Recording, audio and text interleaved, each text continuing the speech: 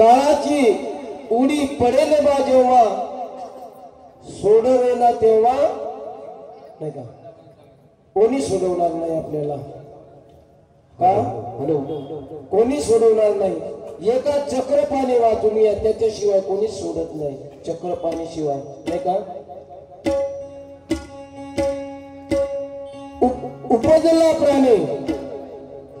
उपजला प्राणी न राहे संसारी बसला शेजारी काळ विषा पाहतो उंदीर घेऊन जाय बोका तैसा काळ लोका नेत असे उशाशी बसलेला आहे काळ आताच प्रमाण झालं तेव्हा काळाची उडी पडेल बा जेव्हा नाही का मग मनुष्य जन्माला आला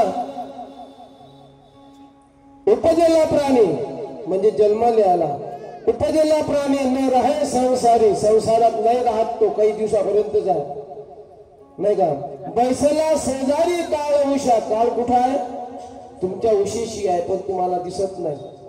कारण का दिसत नाही हे डोळे सर्व संसारात गुंतलेले आहेत सर्व मन संसारात गुंतलेलं आहे म्हणून दिसत नाही ते नाही का बैसला शेजारी काळ उषा मग दृष्टांत दिला यामध्ये पहा तो उंदीर घेऊन जाय बोका बोका तो उंदीर जसा घेऊन जातो ना तैसा काळ लोकांना नेत असे तसा काळ हा लोकांना नेतोय परंतु तुम्हाला ते कळलं नाही अजूनही नाही का आपल्याला एक दृष्टांत देतो त्यावरचा कसं कळलं नाही एक साप आहे अजगर त्यानं एक बेडूक पकडलं तोंडामध्ये काळ बैसला शेजारी काळ उषा पाहतो उंदीर जसा घेऊन जाते बोका तसं या सापानं काय केलं ते बेडूक पकडलं दृष्टांत मार्मिक आहे लक्षात असू द्या ते बेडूक पकडलं त्यानं ते बेडूक सोडवण्याचे प्रयत्न करत आहे त्या काळाच्या घशातून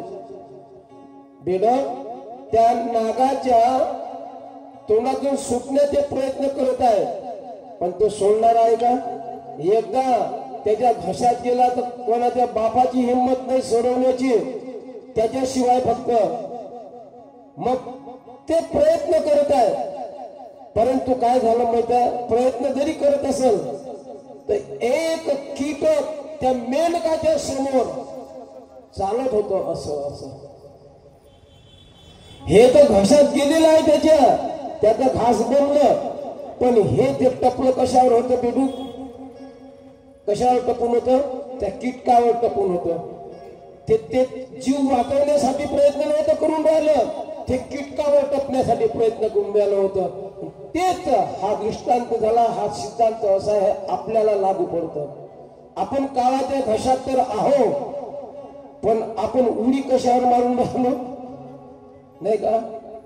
इस्टेटवर धनावर याचे त्याच्यावर टपलो आपण याची येऊ दे त्याची येऊ दे ती त्याची ते त्याची ते त्याची माझी असं जेव्हा करतो ना हा टपून आहे पण त्याला हे कळून राहिलं नाही का आपण काळाच्या घशात गेलेला आहोत तसंच आपलं आहे म्हणून हे तुम्हाला दृष्टांत याच्यासाठी असतात तर आता तरी सुधर वेड्या आता तरी सुधर जगशील कुठवर नाही का या हाताने कर या हाताने भर येतेच कर आणि येतेच मर नाही का आहे ते सत्य आहे सत्य हे जरी रोचक असलं नाही का ते आवडत नसलं नाही का पण ते सत्य असतं शेवटी